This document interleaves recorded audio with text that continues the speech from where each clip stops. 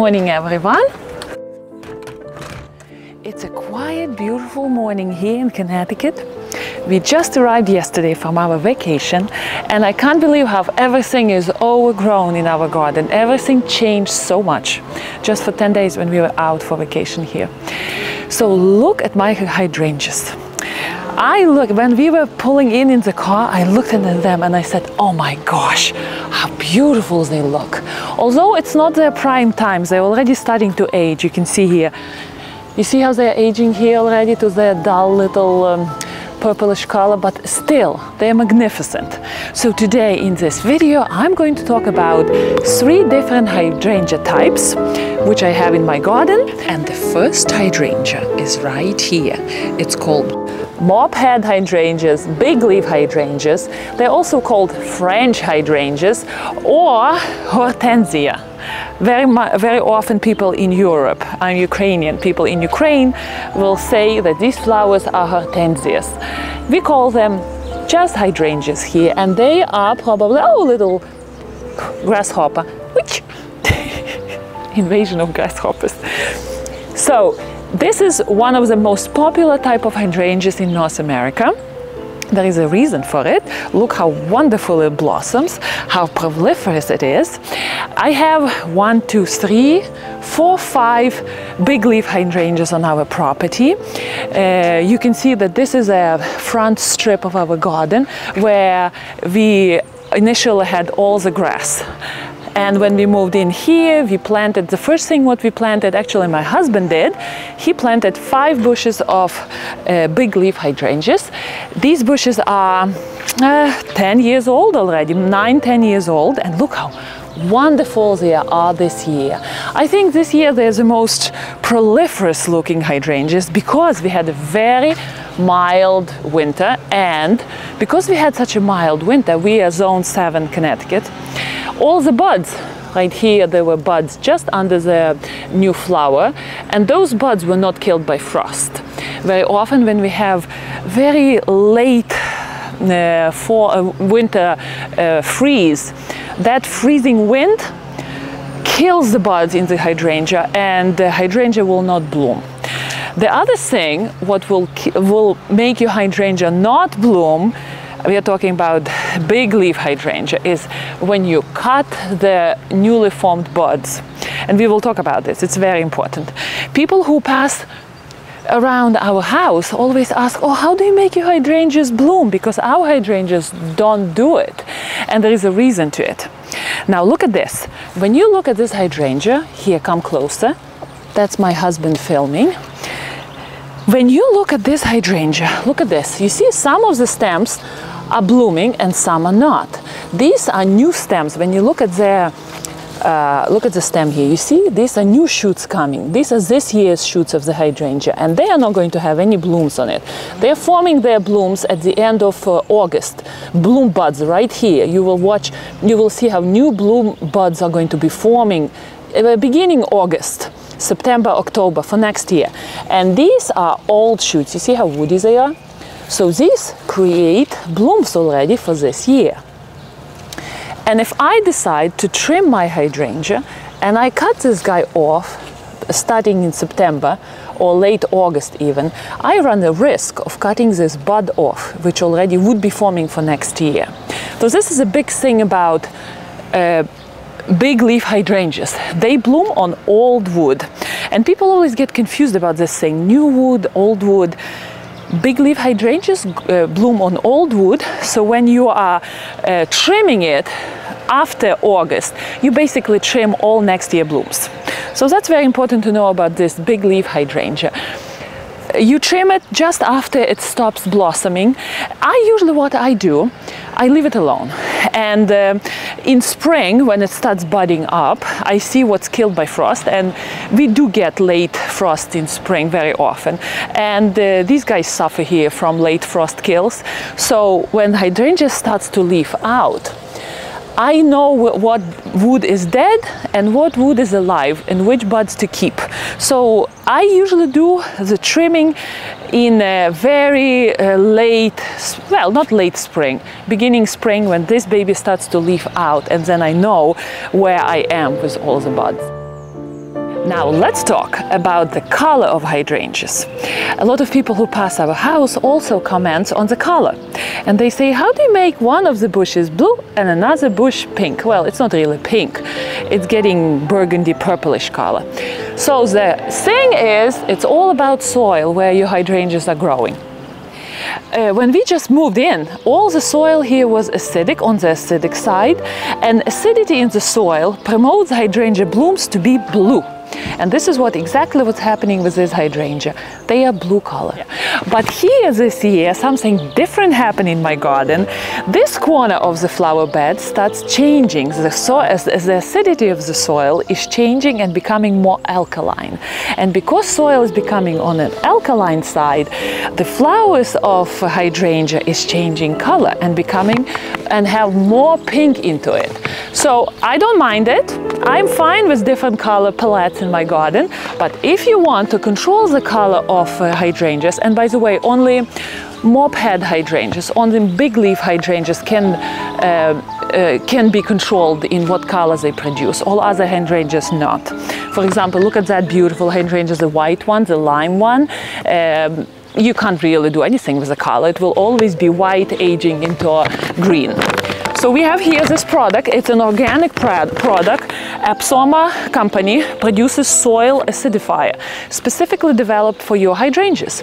If you want your hydrangeas blue, you add this soil acidifier into your soil, and it's better not to do it right away when you have hydrangea blooming and you're like, oh no, I want it blue and I'm going to add it into the soil. No, it takes a little while for this product to work. So if you want to change the color, start adding this, following the instructions. All the instructions are here, somewhere in the fall for next year. This way all your hydrangeas hopefully slowly will be turning back into a blue color. And our products, I'm going to list them in my video somewhere here on the screen. When you want to make your soil more alkaline, this way you will have beautiful pink hydrangeas. I like my hydrangeas blue. This hydrangea is already aging, as you can see. Lavender color is showing up, so that's the blooms are becoming older. But when they're young, here, for example, here, they are very strongly blue. Wonderful looking hydrangea.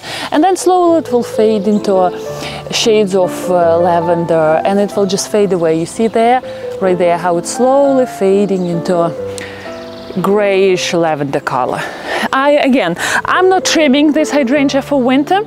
I like these mop heads in winter, how they move against the wind, and only in spring I do my major trimming, again when it leaves out and I see what's lost and what's not lost. Now, when these hydrangeas are taking a show in our garden, in our front garden now, our second type of hydrangea, which is right here, which is called smooth hydrangea. And smooth hydrangea in our garden, as you can see, is quieting down. It had its biggest show of the season.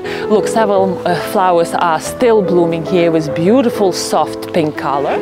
And now they're ready to fade into grayish green and stay calm for the rest of the year.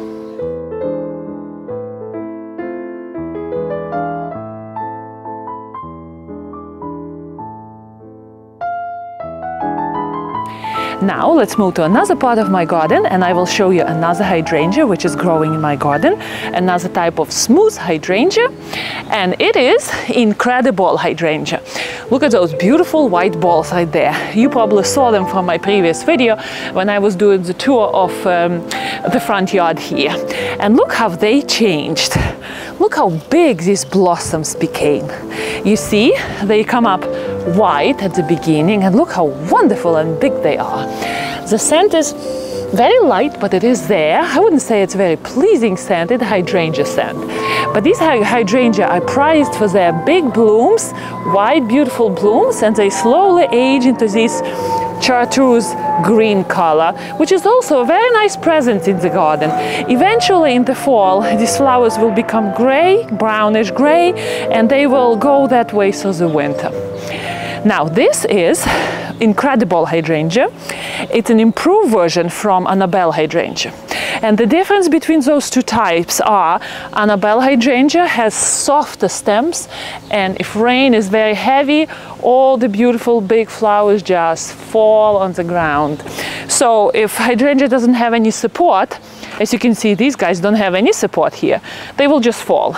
But incredible hydrangea is not going to fall. As you can see, it's standing strong. Some of the early blooms did fall.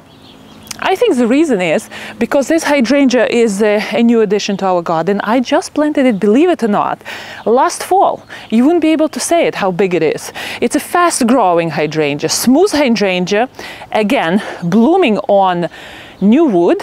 I'm not going to trim it here at all. I will just leave it as it is and let it bloom and become bigger and better. It probably will reach my height of almost 6 feet. I'm a tall girl, and will cover all this area because this area is not more attractive.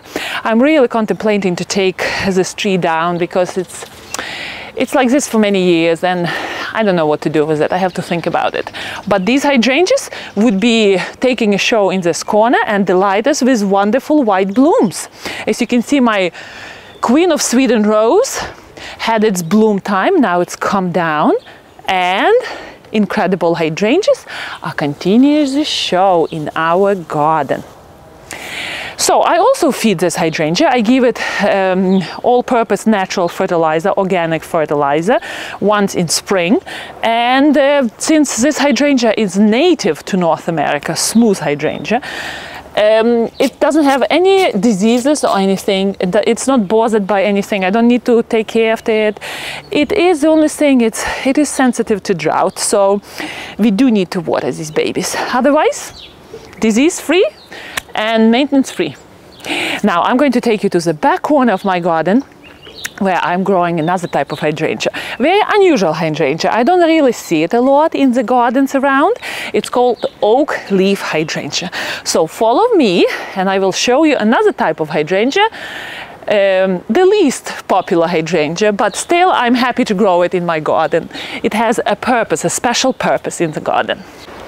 All right, here I am, trying to squeeze my way between all the black-eyed Susans growing wild here. This end of our garden is very low on traffic. Nobody goes here. It's behind this large tree, facing our neighbors. So I want this area to be just occupied by one big bush, and that's the end of that. Something very low maintenance, very disease resistant and drought resistant. Because I wanted this area to be blocked from the street. Nobody can look into our garden. Recently we had to take the bottom branches from our evergreen tree, so we kind of open our garden to all the passers-by here, and I don't like it. I like my privacy. My front garden is a show garden, but my back garden is my private garden where all my family relaxes. So this area eventually will be taken by Oakleaf Hydrangea. And you can see why the name is oak leaf. Look at the shape of the leaves. They do look like oak leaves. So this is where the Oakleaf Hydrangea got its name. It's a very big bush shrub. It will grow up to 10 feet high and 10 feet wide, which is exactly what I wanted it to be. It's a very stiff competition right now here. As you can see, black-eyed Susans and Echinacea are fighting their way with the Oakleaf Hydrangea. Oakleaf Hydrangea is going good. It's winning the fight. It's growing fast, which is exactly what I wanted to do because I want this area to be covered with a big bush. Now, Oakleaf Hydrangea does bloom with beautiful whitish blooms in spring. It didn't bloom this year because it's still a new bush, but in fall, what happened to this hydrangea is it changes the color of its stems. So right now you can see this light brown color, and then eventually we'll turn it into a burgundy, brownish, deep brown burgundy color, and it will be another exciting spot in our garden when everything goes quiet and peaceful in the fall. So hopefully in 2 years this hydrangea, which was planted last fall, Yes, it was planted last fall just, and look how big it grew. Again, native hydrangea to North America, Oakleaf Hydrangea, a big bush. It's going to be covering all this area here, taking care of all this. Eventually I will move all these plants. I will move those hostas here. You see hostas growing here? They're crowded here. This is too much going on in this corner. But when all the black eyed fuses blossom here, oh my, all this area explodes in yellow color. So hopefully you learned something about hydrangeas. I don't grow other two types of hydrangeas, panicle hydrangeas, Hydrangea paniculatus, because I really don't like the shape of their flowering cones. They flower like cone shape flowers, and I consider it very artificial looking for whatever reason, I don't know. But people love them and they grow them in their gardens, so I don't have that variety, and I also don't have another popular variety, which is climbing hydrangea. I might try it one year. I'm intrigued by the habit of climbing hydrangea. And altogether I think there are 75 types of hydrangeas in the world. So the hydrangea family is very big, but some of them are more popular, some of them are less. So I hope you enjoyed what I told you about my garden. I hope you learned a little bit about hydrangeas. Do ask me questions, and do please subscribe if you like what I'm creating for you in my channel. Happy gardening, and I will see you next time.